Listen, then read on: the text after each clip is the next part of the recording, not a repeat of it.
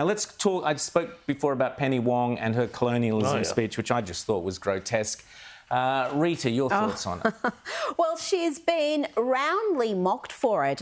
James Cleverly, I think he's the Foreign Secretary there, he just rebuked her. He said, look at me, look at the Prime Minister, he's of Asian heritage. Look at the Home Secretary, look at myself, I'm of African heritage. So if you want a correction to what you're alleging...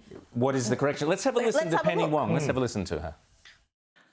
Sometimes such stories can feel uncomfortable for those whose stories they are and for those who hear them.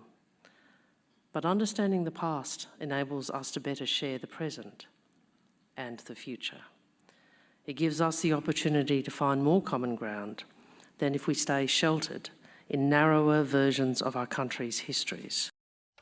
And this is the huge obscenity of this, as Rita says. Here we have our Foreign Secretary of Asian heritage. She came to this country, her parents came to this country, Chinese, Malay, etc., all beneficiaries of the British colonial system, of the British Empire. You sure criticise the British Empire till the cows come home, but you are such a dishonest person if you do not also, at the same time, note the benefits of the British Empire to millions and millions of people. And Penny Wong complains because her mother had a job or was working. I'm sorry, I don't buy it. And if you look at the opposite, you know, we can look at any number of sliding doors scenarios throughout history, and you look at them and always, almost virtually always, the alternative, the non-British colonial alternative, would have been so much worse for those people involved. Absolutely.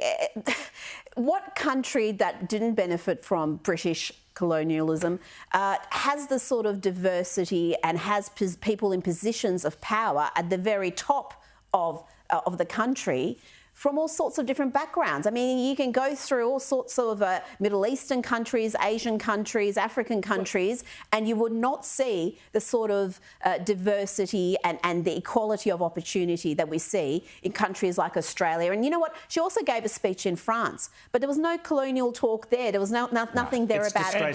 This demonising of Australia's history and British history has got to stop. It's an abomination, the way characters like Penny Wong and those on the left and those supporting The Voice who attack the British colonial history. It's an abomination. It has to stop. And we need to have more leaders like your Tony Abbotts, like your Peter Duttons, who stand up and say, no, Britain and our colonial history can stand with its head held high.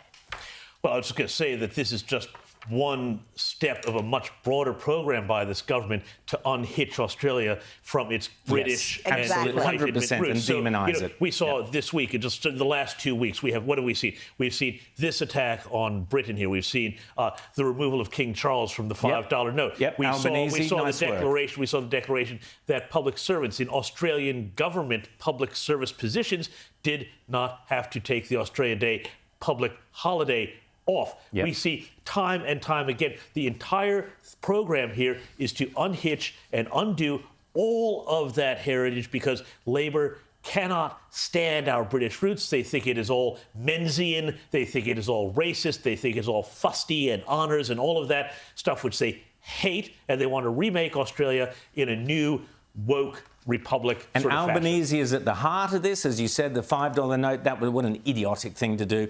What a disgrace. I mean, be proud of what we have. Our constitutional monarchy is one of the safest and best systems of government on the planet. Let's stand up for what we believe in and who we are for a change.